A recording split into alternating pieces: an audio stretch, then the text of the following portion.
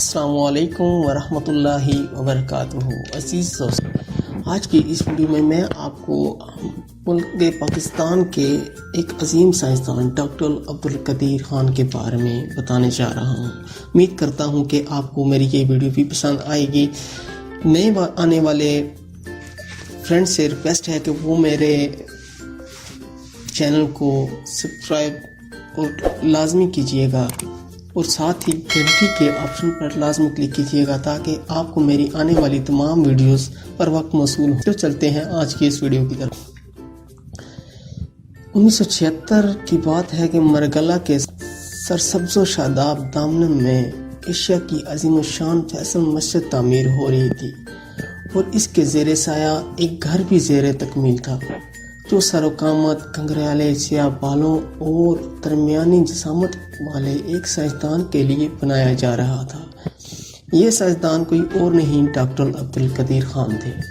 یہ وہ دور تھا جب ذوالفقار علی بھٹو مرحوم کی آشیرواد کے ساتھ ڈاکٹر عبدالقدیر خان پاکستان کو ایٹمی قوت بنانے کا فیصلہ کر چکے تھے، اور اس کا واحد سبب وہ تڑپ تھی جو اسلام اور پاکستان کے لیے ان کے دل میں مجسم ہے۔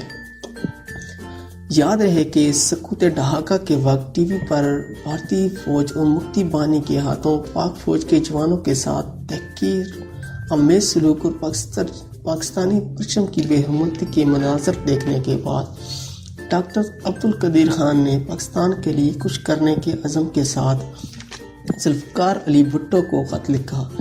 جب ان کی طرف سے حوصلہ بخش جواب ملا تو برازیل سے پاکستان واپسی کے لیے رخت سفر باندھا تھا، جس کے دوران انہوں نے خانہ کعبہ اور روضہ رسول صلی اللہ علیہ وسلم پر بھی حاضری دی، اور یہ سلسلہ آج تک جاری ہے۔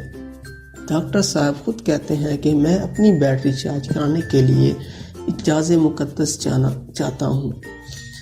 ڈاکٹر عبدالقدیر خان نے وطن واپسی کے بعد 10 سال سے بھی کم عرصے میں انتہائی نامساعد حالات کے باوجود وطن عزیز کو ناقابل تسخیر بنانے کا کارنامہ سر انجام دے دیا، جس کے نتیجے دنیا کی پہلی اور دنیا کی 7ویں جوہری طاقت بننے کا اعزاز حاصل ہوا۔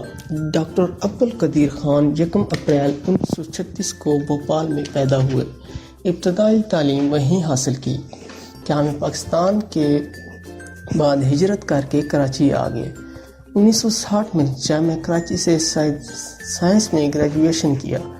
بعد ازاں وہ میٹرولوجیکل انجینئرنگ کی تعلیم حاصل کرنے کے لیے برلن جرمنی چلے گئے۔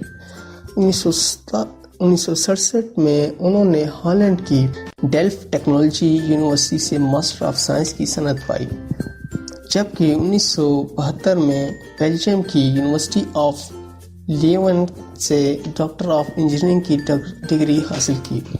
اعلیٰ تعلیم کے حصول کے بعد ڈاکٹر عبدالقدیر خان نے یورپ کے ممتاز سائنسی تحقیقی مراکز میں کام کیا، جن میں ہالینڈ کا یورینیم انرچمنٹ پلانٹ بھی شامل ہے۔ عام خیال یہی ہے کہ اسی مرکز میں کام کرتے ہوئے انہوں نے یورینیم افزودگی کی تکنیک میں مہارت حاصل کی تھی۔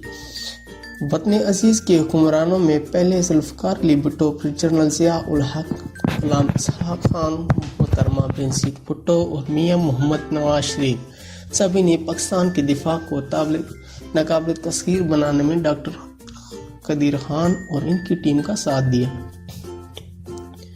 تاہم یہ اعزاز سابق وزیراعظم نواز شریف کے حصے میں آیا کہ بالآخر انہی کے دور اقتدار میں 18 مئی 1998 کو پاکستان نے کامیاب جوہری تجربات کر کے دنیا سے خود کو ایٹمی طاقت بنوا لیا۔ جنرل پرویز مشرف کے ساتھ البتہ ڈاکٹر عبدالقدیر کے تعلقات کشیدہ رہے۔ انہی کے دور حکومت میں ڈاکٹر عبدالقدیر خان پر ایٹمی ٹیکنالوجی کی بیرونی منتقلی کے الزامات لگے۔ اس سال اگست میں جب امریکی وزیر دفاع لیون پینٹا کی طرف سے خطرے کی گھنٹی بجائی گئی اور یہ بیان آیا کہ پاکستان کے ایٹمی ہتھیار دہشت گردوں کے ہاتھ لگنے کا خدشہ رہتا ہے، تو عبدالقدیر خان کا مختصر مگر جامع رد عمل یہ تھا کہ ہماری ایٹمی اثاثے بیکری میں رکھا ہوا کیک نہیں جو کوئی اٹھا کر لے جائے گا۔ ایٹمی اثاثوں کی حفاظت کے لیے پاک فوج نے جامع نظام بنایا ہوا ہے۔ جس میں جنرل ضیاء الحق، جنرل اسلم بیگ اور جنرل عبدالوحید کاکڑ نے اہم کردار ادا کیا۔ اس نظام میں کوئی شخص گڑبڑ کر سکتا ہے اور نہ کر سکے گا، نہ ہی ایٹمی اثاثے اٹھا کر کہیں لایا جا سکتا ہے۔ ڈاکٹر عبدالقدیر خان کا یہ بھی کہنا ہے کہ ہم نے ایٹم بم اس لیے بنایا تھا کہ دفاعی طور پر ناقابل تسخیر ہونے کے بعد ملک ترقی کی راہ پر گامزن ہو سکے، لیکن بدقسمتی سے ایسا نہ ہو سکا۔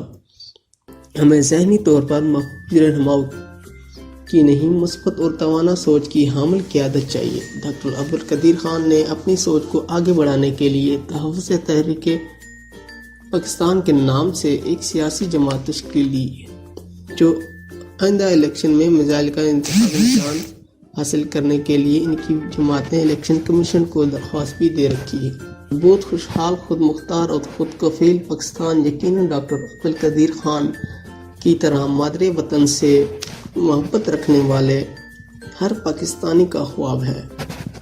ڈاکٹر صاحب اسی خواب کو آنکھیں میں سجائے اپنی ہر صبح کا آغاز نماز فجر کے بعد تفسیر و قرآن کے مطالعے سے کرتے ہیں۔ مولانا سید ابو الاعلیٰ ودودی، مولانا شبیر احمد عثمانی، مولانا عبدالماجد دریا آبادی، مولانا احمد رضا خان بریلوی اور مفتی محمد شفیع عثمانی کے تراجم و تفاسیر کے بعد ان دنوں ڈاکٹر محمد فاروق خان کی تفسیر قرآن پر مطالعہ کر رہے ہیں۔ یہ ان کا روزانہ کا معمول ہے۔ ایک راسخ العقیدہ مسلمان کی حیثیت سے وہ پریشان حال دوستوں کو سورۃ التغابن کی آیت اور اس کا ترجمہ سناتے ہیں۔ ڈاکٹر عبدالقدیر خان کی روزمرہ زندگی کی اور بھی کئی معلومات ہیں۔ وہ علی صبح مارکالہ پہاڑ سے اپنے گھر میں اتر آنے والے پرندوں کے لیے پرتکلف ناشتے کا اہتمام کرتے ہیں۔ اسی مقصد کے لیے ان کے گھر میں مونگ پھلی، گاجر اور کیلوں کا ذخیرہ موجود رہتا ہے۔ ڈاکٹر صاحب نے اپنے گھر کے عقبی حصے کا سوئمنگ پول بھی انہی بندروں کے لیے مختص کر دیا ہے۔ سوئمنگ پول بندروں کا نہانا ایک بہت ہی دلچسپ منظر ہوتا ہے۔ ڈاکٹر قدیر خان روزانہ 1 گھنٹہ اپنی قیام گاہ میں موجود چڑیا گھر میں گزارتے ہیں، جہاں دنیا کے مختلف ملکوں سے تعلق رکھنے والے انواع اقسام کے پرندے موجود ہیں۔ پاکستان کو ایٹمی ڈھال اور میزائل پاور سے لیس کرنے کا سہرا ڈاکٹر عبدالقدیر خان ہی کے سر ہے، جن کی گراں قدر خدمات کے اعتراف میں 2 بار انہیں نشان پاکستان کا اعزاز دیا گیا۔ انٹرنیشنل ہیرالڈ ٹریبیون کا یہ تبصرہ یقیناً حقائق کا آئینہ دار ہے کہ ڈاکٹر A.Q. خان ہی پاکستان کے نیوکلیئر پروگرام کے حقیقی بانی ہیں، اور stir mind weekly of India کے مطابق بہت کم ایسے لوگ ہوں گے جنہوں نے ڈاکٹر عبدالقدیر خان کی طرح پاکستان کی خدمت کی اور خود کو مادر وطن کے لیے وقف کیا۔ امید ہے دوستو آپ کو ہمارے عظیم ایٹمی سائنسدان ڈاکٹر عبدالقدیر خان کے بارے میں یہ چھوٹی سی میری کاوش پسند آئی ہوگی۔ مزید ویڈیوز کے لیے میرے چینل کو سبسکرائب اور لائک کرنا مت بھولیے گا۔ نیکسٹ ویڈیو کے لیے مجھے اجازت دیں۔ اللہ حافظ۔